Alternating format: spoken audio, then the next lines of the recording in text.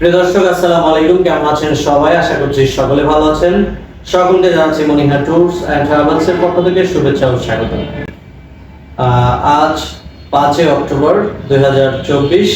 আজকে আপনাদের সাথে কথা বলবো মালয়েশিয়ার ভিসা ক্যাটাগরি এবং মালয়েশিয়ার গুরুত্বপূর্ণ কিছু তথ্য নিয়ে।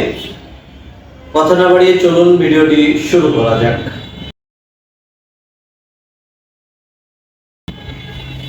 তো প্রিয় দর্শক, আপনারা কিন্তু জানেন যে 18 তারিখে গত মাসের মালয়েশিয়ার প্লান্টেশন ভিসার উপরে কিন্তু বাংলাদেশ এবং মালয়েশিয়ার মধ্যে একটা জিও হয়েছে, যেটা যে চুক্তির ভিত্তিতে বাংলাদেশ থেকে কিন্তু মালয়েশিয়াতে ওয়ার্ক পারমিট ভিসাতে জনবল নিবে এবং সেটা শুধুমাত্র প্লান্টেশনের উপরে।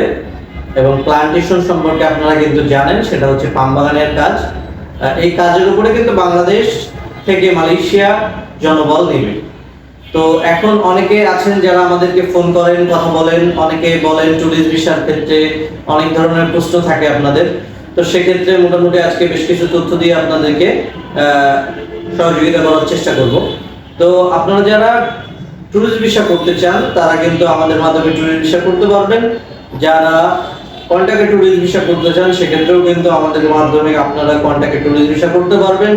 যারা কন্ট্যাক্টে মালয়েশিয়া যেতে চান সেক্ষেত্রেও কিন্তু আপনারা আমাদের মাধ্যমে কাজগুলো করতে পারেন।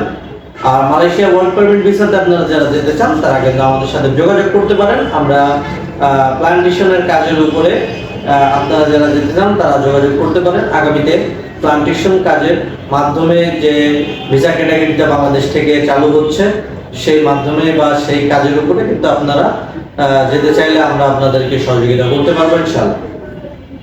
তো অনেকে আছেন যারা প্রশ্ন করেন যে ভাই আমার মালয়েশিয়াতে পাসপোর্টে ব্লক আছে, 5 বছরের ব্লক আছে, কারোর অনেকের 5 বছরের অধিক ব্লক থাকে, আবার কারোর হচ্ছে যে লাইফ টাইম ব্লক থাকে। তো সেক্ষেত্রে আপনারা কি করতে পারেন বা আপনাদের করণীয় কি, সেক্ষেত্রে অনেকে আমাদেরকে প্রশ্ন করেন। তো সেক্ষেত্রে প্রথম অবস্থায় প্রথম প্রশ্নের উত্তর হচ্ছে যে আপনি যদি দ্বিতীয়বার মালয়েশিয়াতে যেতে চান সেক্ষেত্রে আপনাকে প্রথম অবস্থায় ব্লকটা কাটাতে হবে এবং সেই ব্লকটা কিভাবে কাটাবেন সেটা আমাদের সাথে যোগাযোগ করবেন, আমরা আপনাদেরকে সহযোগিতা করব।